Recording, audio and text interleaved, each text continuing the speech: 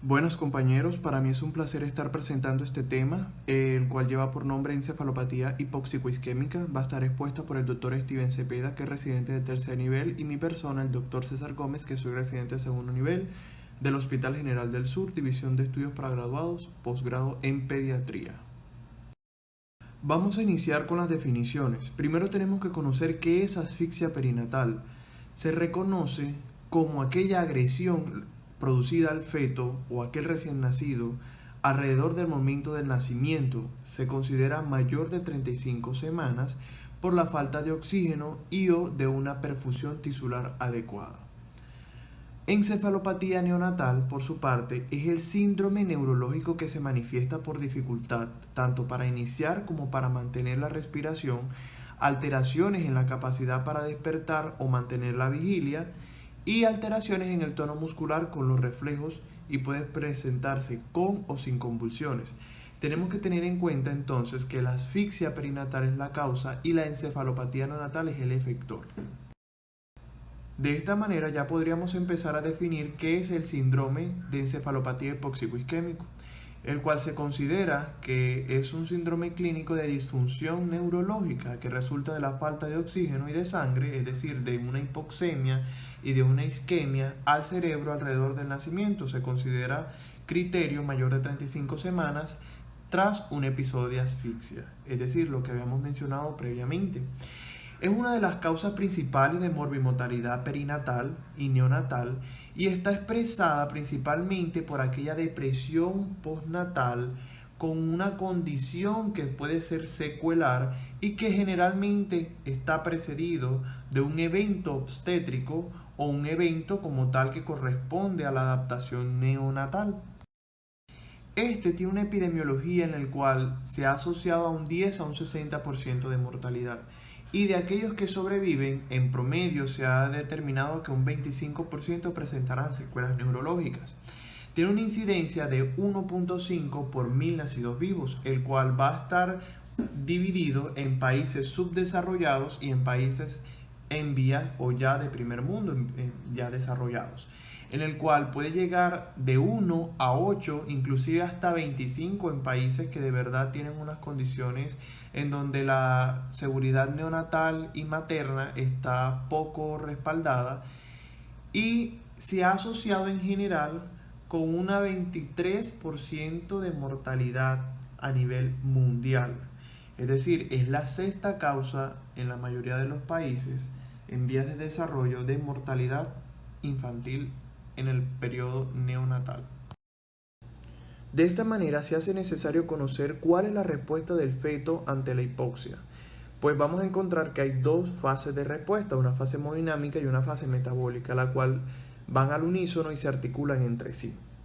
De manera hemodinámica vamos a encontrar que ante la hipoxia se produce una disminución de la frecuencia cardíaca y un aumento de la presión arterial, con el objetivo de mantener o de aumentar una presión venosa que asegure una adecuada perfusión cerebral.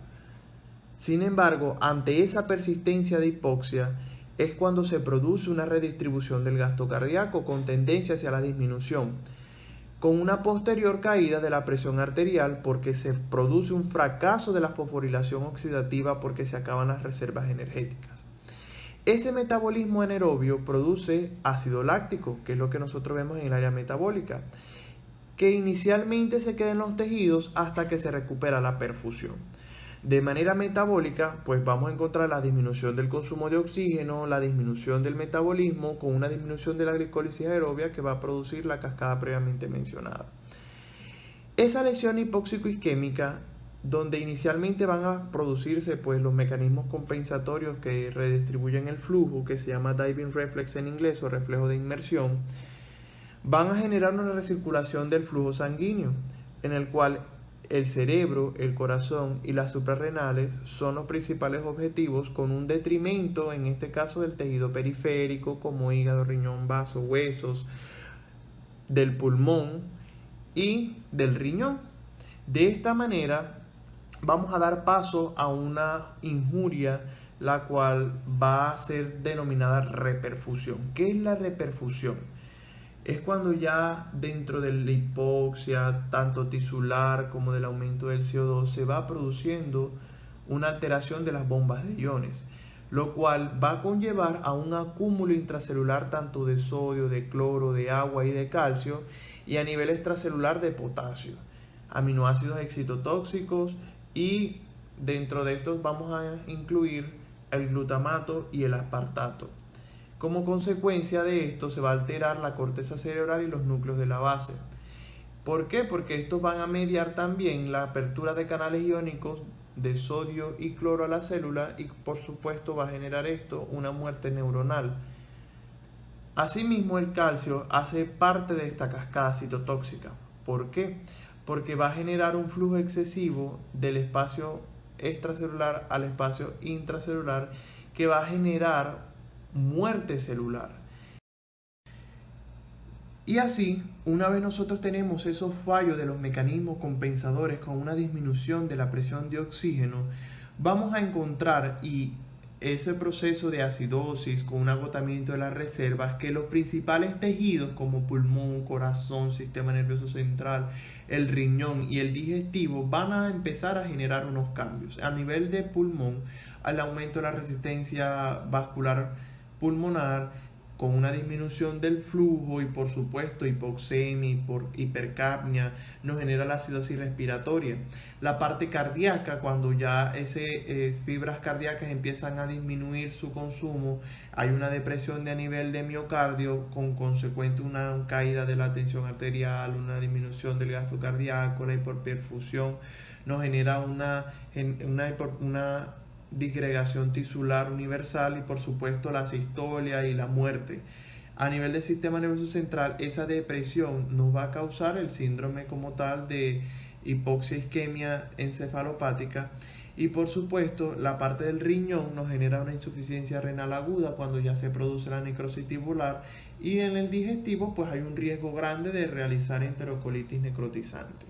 Así, a nivel del sistema nervioso central vamos a englobar no solamente la encefalopatía hipóxico-isquémica, sino que también se pueden generar infartos, hemorragias intracraneales, puede haber un proceso convulsivo asociado, edema cerebral, hipo o hipertonía, que van a ser hallazgos posteriores al evento hipóxico. Es decir, vamos a encontrar, inclusive siendo parte de nuestros esquemas diagnósticos que vamos a conocer más adelante, y por supuesto cada una de estos tiene unas etiologías que vamos a conocer.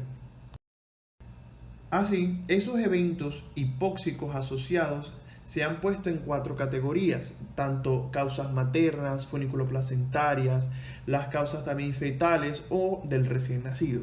En esas causas maternas, la hipotensión, la diabetes, la drogadicción, en los procesos relacionados a la tensión arterial, como son la preeclampsia o la eclampsia, con una dinámica uterina anómala o desproporción cefalopélvica, y las infecciones son las principales causales. ¿Por qué? Porque normalmente se engloba en una disminución del flujo placentario de origen materno, que genera una insuficiencia como tal de esa parte placentaria.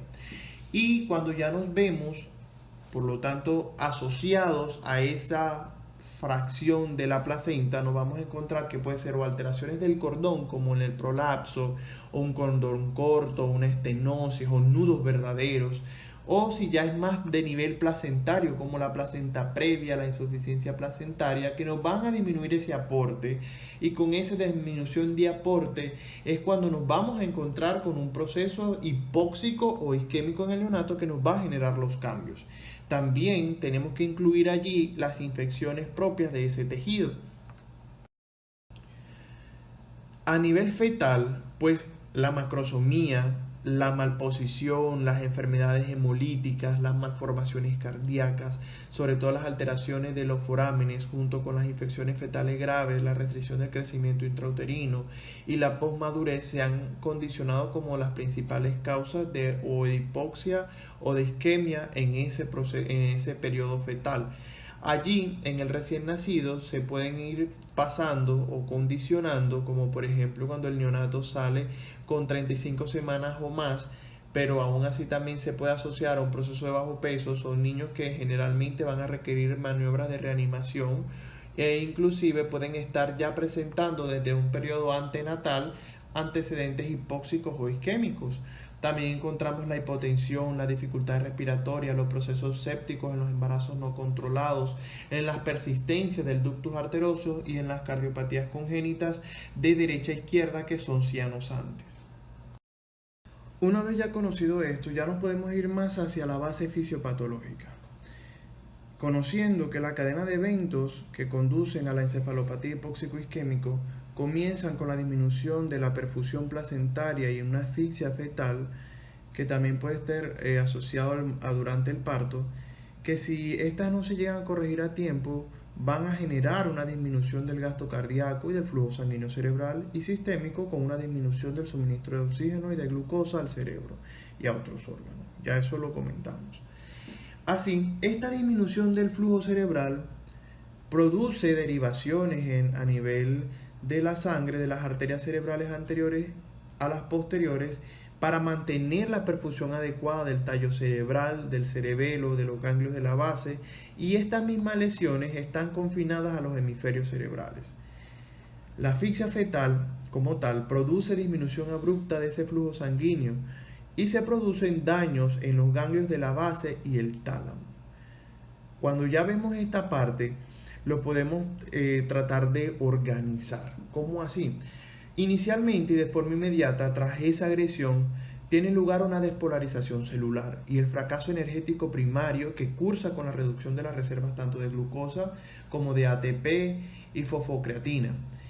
Esto es seguido de la acumulación de lactato y de fosfato orgánico, y esto es lo que constituye lo que se llama una falla energética primaria.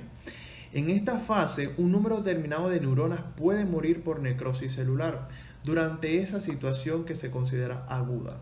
Posteriormente a esa, se genera una reperfusión, que es lo que vemos nosotros en la gráfica, que tiene lugar después una recuperación parcial del metabolismo oxidativo del cerebro. Ya esta parte de la recuperación del metabolismo se le denomina como fase latente o periodo de latencia. Sin embargo, el metabolismo puede deteriorarse otra vez. Cuando ya ese deterioro se presenta, se genera como falla energética secundaria. Esta fase normalmente puede extenderse unos varios días, pero tiene un inicio clásico entre las 6 y las 15 horas post-agresión. Y esta tiene lugar una activación de serie bioquímica en la cual esas cascadas, tanto moleculares, que van a generarse a nivel del tejido cerebral, del parénquima cerebral, a mayor cantidad de tiempo, mayor es el daño que se va a generar. Es decir, esa fase, cuando se presenta, que está caracterizada principalmente por una alteración de la función mitocondrial y de un daño excitooxidante que da lugar a una amplia, aunque no uniforme distribución de muerte de los elementos celulares neuronales, va a generarse a mayor cantidad, y a mayor cantidad mayor daño y por supuesto mayor secuela y mayor riesgo de mortalidad. Si nos fijamos entonces en el gráfico, vamos a encontrar también que existe un término llamado la ventana terapéutica. ¿Qué es esa ventana terapéutica? ¿Qué nos permite hacer? Pues esa fase terapéutica tiene una característica, es un estrecho marco temporal, el cual va a estar caracterizado por por ser un tiempo de inicio de las terapias diagnósticas y terapéuticas como tal. Entonces se da inicio a una fase donde la hipotermia y las medidas neuroprotectoras y la intervención oportuna junto con técnicas de imagen adecuadas nos van a dar un pronóstico y sobrevida. Siguiendo con esta temática, ya es hora que hablemos de las manifestaciones clínicas, las cuales fueron dadas tanto por el Colegio Americano de Pediatría en respaldo del Colegio de Obstetricia y Ginecología Americano.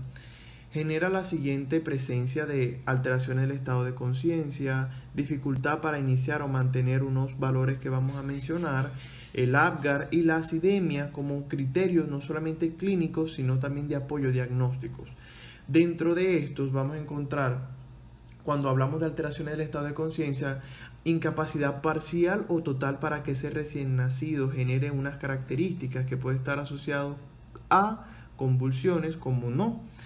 ¿Cuáles son esas dificultades que vamos a encontrar? Pues que llore o no, que respire o que succione al ser estimulado, que requiera ventilación asistida durante la sala de partos, durante el periodo perinatal inmediato. Cuando ya hablamos del APGAR es que encontremos un valor menor a 5 de los 5 a los 10 minutos. Y la acidemia postnatal, cuando la vamos a verificar, es que se tenga un pH menor a 7 o un déficit de base mayor a 12. Asimismo, clínicamente se puede estar asociando también a alteraciones de la conciencia y de los reflejos de Moro, la depresión, succión, de estiramiento muscular, se puede alterar el tono. Asimismo, también podemos tener en cuenta que puede haber presencia de daño en otros órganos, como por ejemplo en hígado, que puede estar presentándose como un aumento del nivel de transaminasa, el toque renal. Ya sabemos que por detrimento y redistribución del flujo podemos encontrar una elevación a nivel de creatinina en paraclínicos, y a nivel cardíaco, que es otro de los órganos que, a pesar de que se redistribuye el flujo, hace parte de la compensación por la disminución del gasto cardíaco, la disminución de la frecuencia respiratoria con aumento de la presión arterial, en donde podemos encontrar una elevación de la fracción MB de la creatininquinasa y de la troponina. Todo esto en conjunto apoya en el diagnóstico de una encefalopatía hipóxico-isquémica. En esta diapositiva vamos a hablar acerca de la clasificación de Sarnat, en el cual se clasifican los recién nacidos con encefalopatía hipóxico-isquémico en 3 formas clínicas: formas leves, moderadas y graves, 1, 2 y 3. ¿En qué se basa? Se basa en la evaluación a nivel de conciencia, del tono muscular, de los reflejos tendinosos, el clónulo, los reflejos primitivos, las pupilas, la respiración, si hay o no presencia de convulsiones, si hay alteraciones en el patrón electrocardiográfico. ¿Qué podemos también tener en cuenta? Marcadores clínicos que se combinan con ese examen neurológico, como puede ser la resonancia magnética cerebral y la espectroscopia. Desafortunadamente, esos recién nacidos inestables no toleran el traslado para ser realizada esa resonancia cerebral, ni el tiempo que eso también conlleva realizarla. Eso nos genera muchas, dificultades. También tenemos que la respuesta terapéutica de estos niños va a diferenciarse por la forma clínica que se presente. Si es leve, van a generarse en la mayoría alteraciones psicomotoras en un 25%, y un 75% de esos niños van a presentar una evolución satisfactoria. Si ya vemos que hay una forma moderada, que es ese niño letárgico, hipotónico, que de pronto tiene un clonus presente, pero sus reflejos están incompletos, con un reflejo, por ejemplo, de presión exagerado, donde puede estar, las pupilas están contraídas, ese niño puede tener una variabilidad secuelar, en donde podemos encontrar que de 10 a un 20% van a generar secuelas leves, de un 25% máximo unas secuelas moderadas, y de un 30 o 50% secuelas graves. Estos niños en la fase de redistribución van a generar unos cambios que pueden ocasionar muertes antes del alta de la unidad de cuidados intensivos neonatales, y de un 37% en promedio durante el seguimiento entre los 18 a los 22 meses fallecen también por causas asociadas a todo la cascada de la hipoxia y la isquemia. Y así, en las formas graves, la mortalidad va a estar rodeando el 25 al 50%, y un 80% de esos pacientes que sobreviven van a desarrollar secuelas neurológicas. Son esos pacientes que nacen y se va a encontrar con una alteración del estado de conciencia de tipo coma, que no responden, que tienen reflejos tendinosos deprimidos, que sus reflejos primitivos están ausentes. Es un niño que en la mayoría de las condiciones su pronóstico es muy tórpido y de muy mal reserva neurológica posterior. Es decir, son pacientes que van a generar algún tipo de secuela permanente de tipo incapacitante. De esta manera podemos englobar esos riesgos asociados. En cuanto al riesgo de muerte en la encefalopatía hipóxico-isquémica de tipo moderado según Sarnat, hay un 10% de probabilidad, con un 30 a un 40% de los sobrevivientes que van a presentar algún tipo de discapacidad. En cambio, en las encefalopatías hipóxico-isquémico de tipo grave, en un 60% hay un riesgo de muerte, con un 85 a un 90% presentando discapacidad. Para tener en cuenta esas lesiones cerebrales por hipoxia o isquemia, tenemos que tener muy presente la magnitud de la injuria cerebral, pues esa va a producir una alteración del metabolismo oxidativo con el aumento del lactato, la caída del pH, por supuesto la acidosis. Nos va a generar una ineficacia de la glicólisis anaerobia, la cual esta solamente tiene para generar ATP muy baja eficiencia. Y por supuesto esto va a traer una consecuencia que es la disminución de los compuestos de fosfato de alta energía, primero fosfocreatina, luego ATP. Esas lesiones que van a presentarse pueden ser necrosis corticales o focales, en la cual va a resultar principalmente encefalomalacia quística, que son presencia de quistes a nivel del parénquima cerebral, que puede estar asociado ocasionalmente con edema cerebral. También podemos encontrar infartos en zonas limítrofes de los territorios de irrigación de las arterias cerebrales, como por ejemplo en aquellos niños que presentan hipotensión severa. Cuando son pretérminos pueden presentarse leucomalasias periventriculares, que es la afectación de la sustancia blanca próxima a los ventrículos, como también pueden generarse en neonatos más a términos lesiones parasagitales o corticales. Se han descrito otras dos lesiones como la necrosis neuronal selectiva o la necrosis de los núcleos talámicos y de los ganglios basales por las cascadas y sobre todo por la entrada de calcio a nivel celular, que va a generar bastante muerte y apoptosis a nivel de los núcleos, sobre todo talámicos. Para continuar con el seminario, ahora vamos a hablar con respecto a lo que es el diagnóstico. Según el Comité Experto Americano de Obstetricia y Ginecología, respaldado por la Asociación Americana de Pediatría, podemos determinar unos criterios para aquellos pacientes que sufren de encefalopatía hipóxico-isquémico. Entre ellos, aquellos recién nacidos que tienen la incapacidad, ya sea total o parcial, para llorar, respirar o tener el reflejo de succión ante cualquier estímulo y que van a requerir una ventilación mecánica. Aquellos que tengan resultados del Apgar menor a 5 puntos a los 5 y a los 10 minutos. Y en la realización de un pH presentar una acidemia postnatal. Así también alteración de la conciencia o alguno de los reflejos que presenta el niño. Con respecto a los exámenes complementarios a realizar, nos podemos apoyar desde un principio con lo que es un pH y gases arteriales. Esta muestra se toma del cordón umbilical, donde vamos a confirmar la existencia de la asfixia y la hipoxia fetal con un pH menor a 7 y teniendo un déficit de base mayor a 12 miliosmoles y una PO2 mayor a 60. La realización de un hemograma completo, donde podremos determinar si hay algún tipo de hemorragias, infecciones o casos de hemólisis. Realización de las enzimas hepáticas, la urea, electrolitos, lo cual también nos van a llevar a lo que es una hipoxia hepática y renal.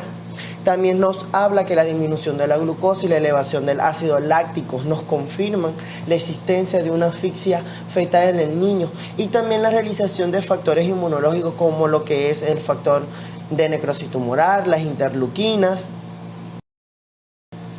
Con respecto a la parte de imágenes, tenemos la utilización de la resonancia magnética, los cuales ellas se van a agrupar dependiendo de la lesión en 4 categorías. Estas lesiones se centran más que todo en la región del tálamo, la base de los ganglios, la cápsula interna y también lo que son alteraciones en las arterias cerebrales. Ellas van a ser desde lo normal, que es 0, el nivel 1, que es 1A y 1B, la sección 2, 2A y 2B, y la sección 3, que es la peor, cuando ya hay una devastación completa del hemisferio cerebral. La siguiente imagen que les dejo es una tabla donde vamos a poder ver las alteraciones que ocurren tanto en la primera como en la segunda semana de vida. Son sus hallazgos en la resonancia magnética. En la primera semana vamos a tener lo que es un hinchamiento o un edema cerebral, que corresponde también a la poca diferenciación entre la sustancia blanca y la sustancia gris. Hay pérdida de una señal en las ramas posteriores de la cápsula, así también como un envío anormal entre lo que es el ganglio y el tálamo. Ya luego de la segunda semana, todos estos anteriores manifestaciones o alteraciones que ocurren ya son aún más fuertes y son mayor, y estas suelen llegar a ser a veces ya irreversibles. También nos podemos apoyar de otros mecanismos, otros instrumentos, otras pruebas, como así decirlo.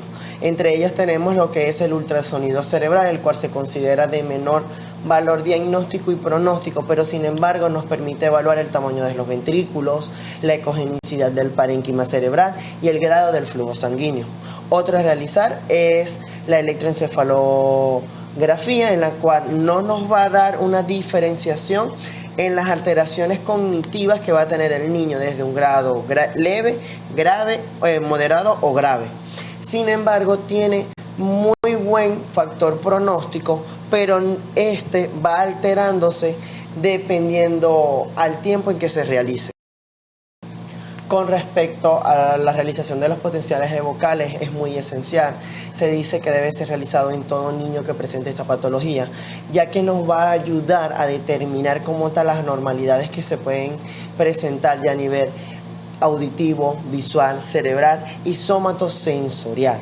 Otro también es la realización del estudio de la placenta, donde tiene muy buen valor pronóstico para determinar un diagnóstico de encefalopatía hipóxico-isquémica, donde hay disminución de la maduración de las vellosidades terminales, y estas son lesiones que se pueden traducir con lesiones en la sustancia blanca y en los ganglios basales.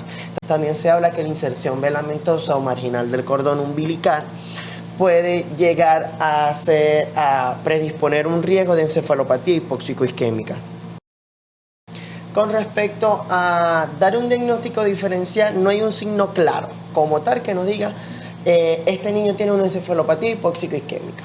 ¿Qué se toma para dar diagnósticos diferenciales? Antecedentes perinatales, algún tipo de disfunción neurológica desde el nacimiento, que se puede apreciar los primeros de vida y que posteriormente los niños presenten convulsiones, así también que se presenten lesiones en otros órganos. Para hablar un poco del tratamiento, inicialmente tenemos que realizar lo que es la hipotermia terapéutica, que esta se debe de realizar en las primeras 6 horas de vida para mantener una temperatura entre los 33 y 34 grados centígrados para el paciente. Esto se va a establecer durante las primeras 72 horas para luego pasar a una fase que hablaré más adelante, que es conocida como el recalentamiento lento, donde este se debe de tener una temperatura no más de 0.5 por hora y posteriormente irla reduciendo poco a poco. Con esto vamos a poder disminuir como tal la discapacidad y la parálisis cerebral en los primeros 24 meses de vida. Y se dice que al momento de realizar esto de forma adecuada, podemos disminuir lo que es la agresión hipóxico-isquémica que ocurre a nivel cerebral, siendo esta una función muy importante neuroprotectora. Se desconoce como tal si la fase del enfriamiento después de las 6 horas puede ser muy útil y protectora. Vamos a encontrar 2 tipos para poder realizar la hipotermia terapéutica. Una es la pasiva, donde es el mismo niveles o valores que vamos a utilizar de temperatura de 33 a 34.5, pero esta no es realizada mediante ningún tipo de instrumentación ni algún tipo de maquinaria para que nos genere una fuente de calor. Esta no es controlada ni tiene una supervisión rigurosa, por lo cual suele ser muy peligrosa y a veces no cumple la función neuroprotectora. Luego tenemos la hipotermia activa, que es la más utilizada, es la que más afecta, donde nosotros podemos utilizar equipos comerciales para producir el enfriamiento del cuerpo, y esto se hace contacto con contacto, ya sea con algún tipo de manta, agua o algún tipo de colchón, mantas, algún tipo de máquinas que nos genere este tipo de temperatura. Sin embargo, estos 2 métodos, cual sea el que se quiera reutilizar, pueden tener y causar efectos adversos, en el cual cuando se aplica tenemos que estar muy pendientes, ya que suelen causar bradicardia sinusal, trombocitopenia e hipotensión. Posteriormente a la hipotermia terapéutica tenemos una segunda fase, que esta abarca lo que es el recalentamiento. Es una etapa crítica en la cual hay que ir incrementando el metabolismo energético cerebral, el consumo de oxígeno y glucosa. Y aquí es donde está el riesgo de la aparición de las convulsiones. Es en este momento nosotros debemos de interrumpir completamente o progresivamente el recalentamiento. Aquí se utiliza nuevamente algún tipo de equipo comercializado para recalentar el paciente, y este debe ser de 0,1 a 0,5 centímetros por hora, no pasarnos de este tiempo. Esta no puede durar más de 6 horas y siempre estar pendiente de cualquier sintomatología que presente el paciente. No a todas las personas nosotros les vamos a aplicar este tipo de terapeuta. Inicialmente, según las últimas recomendaciones en un consenso de SEBIN, en el cual se realizó en el 2016, donde varias escuelas determinaron unos criterios a utilizar. La primera de ellos, que el paciente presente una encefalopatía neonatal moderada o grave, son aquellos que tienen una edad gestacional mayor de 35 semanas, con o una edad postnatal menor a 6 horas, donde presenten algún tipo de sintomatología.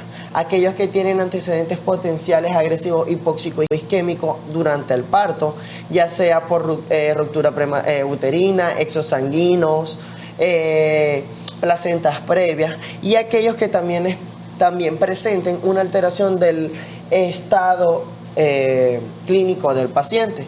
Por ejemplo, aquellos que tengan una acidemia, que presenten alteraciones en el Apgar, que necesitaron ventilación o tuvieron una reanimación cardiopulmonar avanzada. A continuación les voy a presentar una serie de recomendaciones y sugerencias que dan por este consenso para cada una de las etapas. Se dice que es muy importante que en la reanimación se tiene que tener un área estable, estéril, donde se contenga un oxígeno suplementario para cualquier tipo de instrumentación que se vaya a utilizar. Así también un monitoreo para el paciente, que el gas que se utilice debe ser caliente, humidificado y mezclado con FiO2. Que todo esto se debe mantener al paciente en una normocapnia y normosemia, y estar preparados para cualquier momento de la realización de algún tipo de reanimación.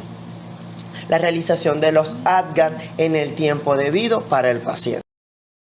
Si se va a aplicar la hipotermia terapéutica durante un traslado para llevarlo directamente a la unidad de cuidados intensivos, tenemos que evitar completamente la hipertermia en todo momento, controlar las glicemias, así también los signos vitales del paciente. Si hay algún tipo de alteración neurológica, hacer hincapié en esto al momento de la entrega del paciente, y siempre tener en claro que hay que tener monitoreo de temperatura, evitar completamente la hipotermia, realizar los Apgar en el tiempo determinado, mantener siempre las temperaturas entre 34,5 y 36,5 y tener la realización de signos vitales y glicemias horarias.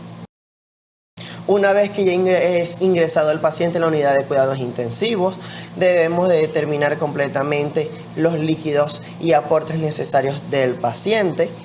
Posteriormente a esto, determinar un buen estado hemodinámico de él, permitir la realización de balances hídricos, evitar igualmente una hipoxemia, hipocapnia, hipercapnia, mantener presiones arteriales medias mayores a 40 milímetros de mercurio, una buena posición del paciente, una buena temperatura, realización de todo tipo de exámenes para determinar si puede ocurrir una disfunción multiorgánica, electrolito, hematología, tiempos de coagulación, y anticipar cualquier tipo de daños de órganos que se pueda llegar a presentar.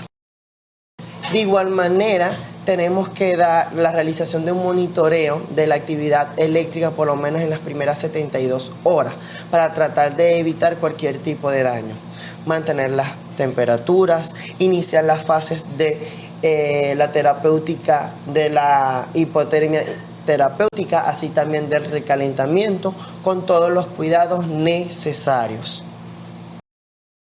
Otro tratamiento que se debe de aplicar, en los cuales es muy importante, es la realización de la sedación y la utilización de anticonvulsivantes. Con respecto a la sedación, se ha podido demostrar que el estrés y el dolor pueden contrarrestar todos los beneficios neuroprotectores de la hipotermia terapéutica. Los más utilizados son los opioides, lo cual ellos tienen una protección neuroprotectora, y estos son los más recomendados en todos los protocolos. También se dice que se puede llegar a utilizar fentanilo o morfina. Con respecto a los anticonvulsivantes, el 50% de los neonatos presentan convulsiones, por lo cual se debe de dar su utilización, y se ha demostrado una buena eficacia para el factor pronósticos y secuelas en estos niños. A continuación les presento un algoritmo donde aquí les voy a dar diferentes líneas de tratamiento para la realización de lo que es la sedación y los anticonvulsivantes. Es importante recalcar que antes de iniciar esto debemos de verificar que no esté presente una hipoglicemia, una hipocalcemia, una hipomagnesemia o una hiponatremia. Una vez que se producen las convulsiones, en la primera línea de tratamiento tenemos la realización del fenobarbital a su dosis de impregnación y mantenimiento. Estas las podemos aplicar y posteriormente realizar un electroencefalograma. Si nosotros no tenemos una respuesta, pasamos a la segunda línea, en la cual aquí podemos utilizar el levetiracetam o la fenitoína, de igual manera a una dosis de impregnación y mantenimiento. Aún así, siguen persistiendo las convulsiones, podemos pasar a una tercera línea, donde aquí nosotros podemos tener la utilización de lidocaína si no se utilizó previamente fenitoína a las dosis aquí presentes, y posteriormente tenemos otras dos opciones, como es el midazolam y el diazepam. Con el pasar de los tiempos se han empezado a desarrollar otros tipos de terapias combinadas aquí, y estas su origen van a dependiendo a qué punto en la fisiopatología de la encefalopatía hipóxica isquémica se esté presentando. Entre ellas tenemos la utilización de la melatonina, utilizar otro tipo de gases nobles, también la utilización de células madres, los cuales todo esto se mantiene en estudio. Y como en toda patología, posteriormente a que estas enfermedades se presentan, también tenemos alteraciones y complicaciones en otros órganos. Las primeras son a instalarse, hablan de las alteraciones o una afectación renal, donde es más frecuente una disfunción renal transitoria con oliguria, proteinuria, hematuria, hiperaxonemia, y donde también tenemos elevación de los marcadores urinarios. Se dice que cuando esto se presenta es importante realizar una ecografía para determinar el tamaño y la ecogenicidad del riñón. Entre las alteraciones gastrointestinales se pueden presentar vómitos, dolor abdominal. De igual manera se puede llegar a producir una enterocolitis isquémica, necrosis. Con respecto al nivel del pulmón, lo más frecuente es la polipnea, y esta es compensatoria debido a la acidosis que se presenta en las primeras horas. Otros hablan de un distrés respiratorio leve moderado con hipertensión pulmonar, y estos pueden llegar a producir hemorragias pulmonales e hipertensión. A nivel cardíaco, lo más frecuente es la bradicardia sinusual, la cual es muy mantenida. En otros casos se habla de lesiones miocardíacas, y estas lesiones pueden llegar a ser muy severas y causar una insuficiencia cardíaca a largo plazo. En el hígado se presenta una elevación transitoria de las transaminasas, pero estas no suelen tener ningún tipo de alteración como tal o afectación clínica persistente. Sin embargo, se puede llegar a pensar de una lesión hepática si se presentan algunos casos de sangrado. Así también alteraciones de la coagulación, y esto puede llevar a una coagulación intravascular diseminada. Otros efectos pueden ser muy importantes a nivel del metabolismo, donde se debe de realizar el seguimiento de la glucosa, el calcio y el magnesio. Con respecto al pronóstico, esta es una enfermedad de cierta manera frecuente, en la cual la incidencia y su gravedad en las secuelas neurológicas para la afectación del desarrollo dependerá netamente de la gravedad de la enfermedad. Según los porcentajes, se dice que para el leve una frecuencia del 25%, para el nivel moderado del 50% y los graves de un 25% con respecto a las secuelas. En todo caso, a estos niños tiene que tener un seguimiento con un equipo multidisciplinario de pediatras, neurólogos pediatras, terapeutas del lenguaje, también para la parte física y conductual. Y muchísimas gracias por su atención y con esto damos culminado a lo que fueron los seminarios de UCI Pediátrica.